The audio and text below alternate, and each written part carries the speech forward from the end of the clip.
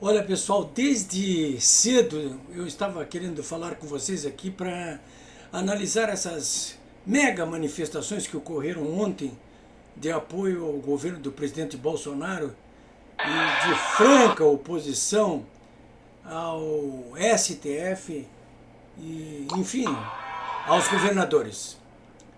Mas durante todo o dia eu acompanhei uma crise tremenda aqui que ocorre no PTB do Rio Grande do Sul. Tá fazendo barulho aqui no meu celular, mas eu queria mostrar essa foto aqui para vocês. Já vou desligar. Tá vendo essa foto aqui? Isso aqui representa esses milhões de brasileiros que saíram novamente às ruas neste domingo em todo o Brasil. E representa todos aqueles milhões de brasileiros que desde 2015 saem às ruas para restabelecer os princípios da legalidade e da moralidade nesse país. Estamos saindo de novo às ruas.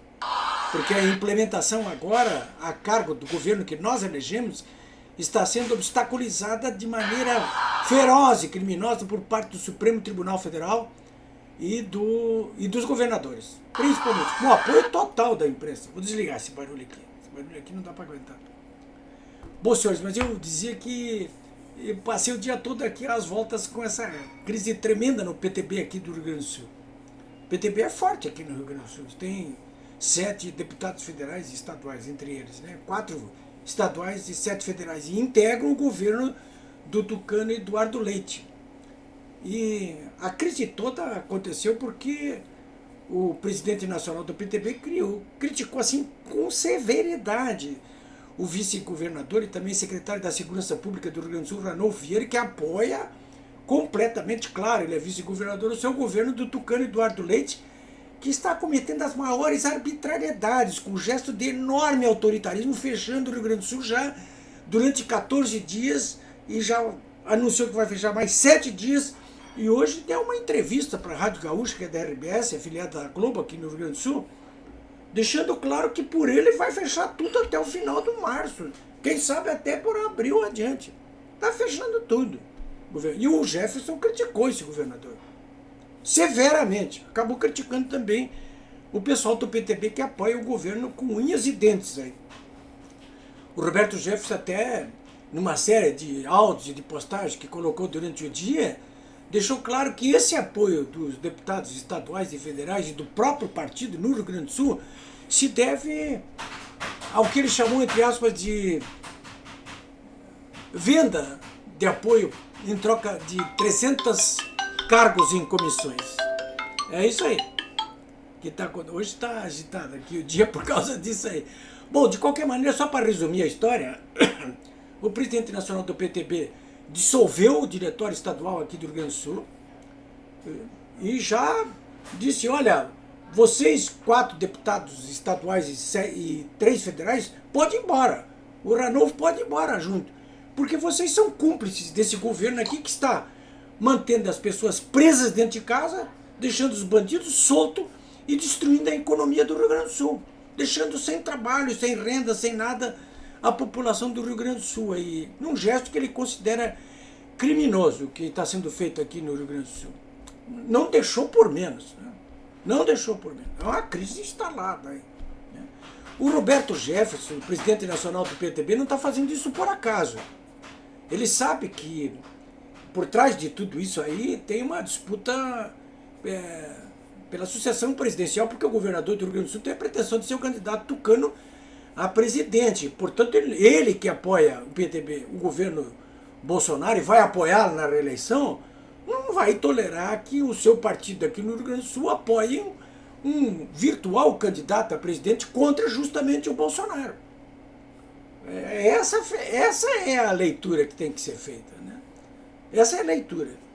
É claro que no momento em que o PTB nacional e o Jefferson apoiam o governo Bolsonaro, ele se opõe francamente a governadores como o Eduardo Leite aqui, que defende tudo que é o contrário do que defende o Bolsonaro. O governador Eduardo Leite é contra o tratamento precoce, ele é a favor do lockdown e o Bolsonaro é contra. Ele faz de tudo, das tripas coração, para combater o governo Bolsonaro. Então isso aí não pode dar certo. E foi contra o Eduardo Leite, mas também contra todos os governadores e contra os arreganhos autoritários do Supremo Tribunal Federal, que milhões de brasileiros saíram às ruas neste domingo. Mais uma vez, aqui em Porto Alegre já tinha saído na quarta-feira e agora saiu no domingo. Olha aqui, ó, esse é o principal jornal aqui, ó. Não tem nada sobre as manifestações de ontem. Nada. Absolutamente nada. Eles até botaram umas notinhas ali, mas simplesmente fazendo pequenas intrigas ali. Um jornalismo domesticado, esse que nós temos aqui no Rio Grande do Sul. Quer dizer, ou seja, os manifestantes contam com ou a omissão ou até um ativismo contra os atos de rua em favor do Bolsonaro e contra o STF e os governadores. É um ativismo. Mas o que tem mais prejudicado ainda as manifestações, de uma certa maneira, são essas restrições todas estabelecidas aqui em função do combate à pandemia, né? Vocês sabem que existem restrições a movimentações de pessoas, a movimentação da economia aqui no Rio Grande do Sul, então isso é muito mais pesado. Santa Catarina, aqui ao lado, não é assim. Tem lockdown, sim, sábado e domingo, mas não durante a semana toda, como é aqui no Rio Grande do Sul. Aqui já está 14 dias, todo mundo fechado. Está tudo fechado aqui, com as exceções de praxe, né? Até os produtos aqui nos supermercados à venda, o governador se arrogou o direito de dizer o que pode vender e o que não pode vender. Nesse fim de semana até liberou produtos do pets para cães. Certamente o governador ficou penalizado pela situação dos seus cachorrinhos aí, a Chique e o Bento, né? Porque se todos os cães vão ficar sem alimento ou sem assistência veterinária, os dele também vão. Não tem. Então ele liberou, agora está liberado. Né?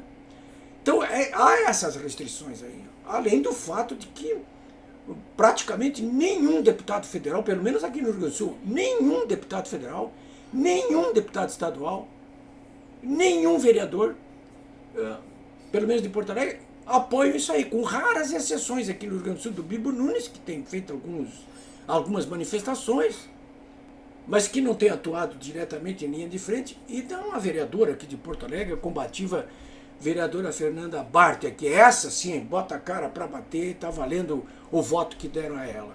Mas é só também. Nas outras manifestações de 2015 em diante, até a eleição do Bolsonaro, tinha muito deputado apoiando, muito partido apoiando, muito sindicato apoiando, entidades. Agora não. Agora não tem nada disso aí, não. As pessoas estão saindo de modo assim, muito voluntário. E apesar disso, as carreatas realizadas em dezenas de municípios brasileiros neste domingo foram espantosamente gigantes, né? As carreatas, eu vi os vídeos, inclusive publiquei no meu blog, polibebraca.com, os vídeos das carreatas de Brasília, principalmente, e de... onde mais aí que eu vi? De Porto Alegre, de Bento Gonçalves, de Passo Fundo, a de Brasília e de São Paulo. Senhores, nunca tivemos carreatas tão gigantescas no Brasil. Nunca. Nunca tivemos aí. Claro que os atos públicos de concentração, esses foram em menor quantidade, porque há essa restrição enorme, inclusive uma ameaça até de intervenção por parte da Polícia Militar de alguns estados aí. Não foi o caso aqui do Rio Grande do Sul. Tanto que na quarta-feira, centenas e centenas de pessoas se aglomeraram diante do Palácio Piratini ali para protestar contra o governador Eduardo Leite. Mas há essas restrições, né? As próprias pessoas têm receio, claro, de ficar se aglomerando ali. Bom, carreata é mais fácil de fazer, de se proteger também. Mas isso não tira o significado das gigantescas manifestações deste domingo aqui, que foram uma resposta à live de sexta-feira do presidente Bolsonaro, quando ele disse o seguinte: meu povo, o que vocês decidirem fazer, eu vou fazer. É um recado claro que o presidente deu na sexta-feira, na quinta-feira, de que se o povo fosse para a rua exigindo que ele tomasse medidas enérgicas no sentido de conter os arreganhos autoritários do Supremo Tribunal Federal e dos governadores, que se o povo na rua passasse a exigir isso, ele faria isso. E as manifestações ocorreram em resposta.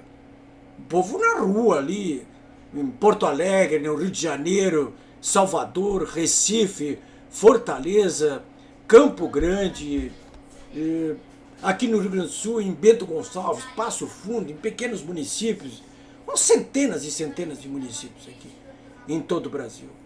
Algumas concentrações já foram diretamente lá para frente dos quartéis, já para dar uma demonstração clara de que é o seguinte, não estamos para brincadeira.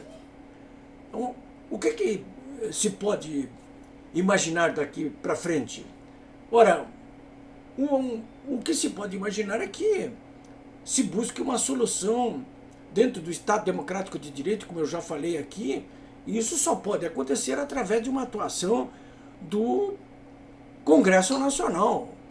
O Congresso Nacional e o Senado, mais especificamente, pode enquadrar o Supremo Tribunal Federal. Pode aprovar aí a PEC da Bengala e mandar os ministros com 75 anos para casa. Ou pode tocar um impeachment em alguns deles ou em todos eles.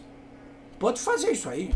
Pode, inclusive, aprovar uma proposta de emenda constitucional retirando as atuais prerrogativas que permitem ao Supremo Tribunal Federal invadir competências do Congresso Nacional e do próprio presidente da República, usurpando prerrogativas suas. Pode ser feito isso aí. Agora, vai ter que levar um bafo quente muito grande na nuca. E para que isso aconteça, o povo vai ter que se manter permanentemente na rua. Política, goste ou não goste, é assim. Foi assim que se conseguimos, né, conquistas muito importantes a partir de 2015, como foi o caso da derrubada da Dilma, da prisão do Lula, da eleição do presidente da República.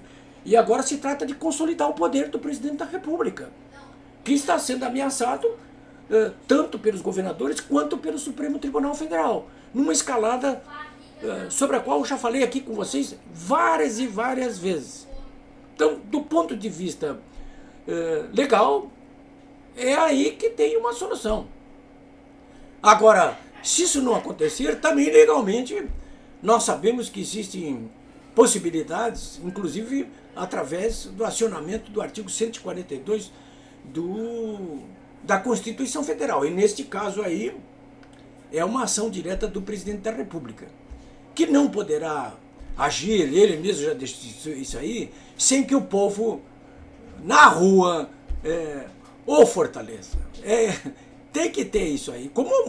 Como ficou demonstrado ontem, ele fez um apelo, uma parte da resposta foi dada neste domingo, mas não se pode exigir já agora, na segunda-feira, que o presidente Bolsonaro se sinta confortável e amparado pela enorme maioria do povo brasileiro para fazer o que tem que fazer, que é restabelecer as suas prerrogativas que estão sendo usurpadas por governadores e pelo Supremo e fazer o que tem que fazer, ou seja, governar o governo.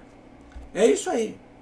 E, claro, ontem até o Eixo do Mal implementou algumas medidas diversionistas, né? O Alexandre de Moraes soltou o deputado Daniel Silveira para tentar esvaziar o noticiário, veio aquela história da mudança do Ministério da Saúde, vai mudar, mas não daquela maneira como estava sendo colocada ontem, né?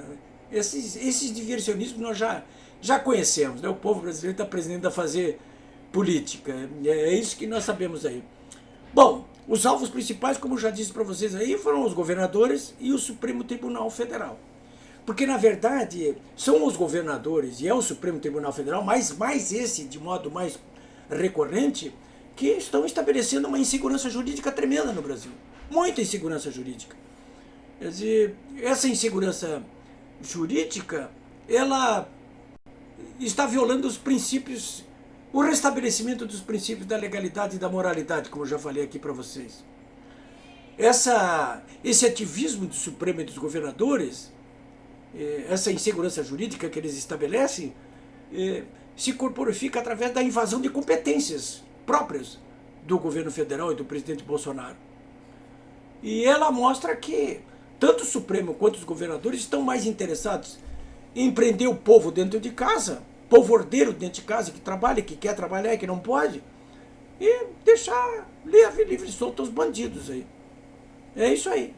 Então, por último, eles não estão permitindo que a economia possa se recompor e possamos readquirir um crescimento sustentável que permita a geração de mais empregos, de renda e de salários para todos os brasileiros.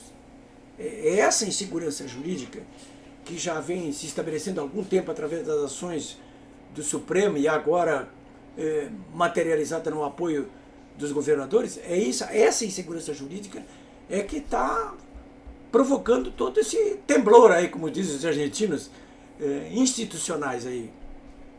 Estamos muito perto de uma ruptura institucional aí, como advertiu na semana passada o clube militar, né? Então, por fim, eu queria dizer para vocês aí o seguinte: estamos todos de parabéns, os brasileiros que saímos neste domingo às ruas aí.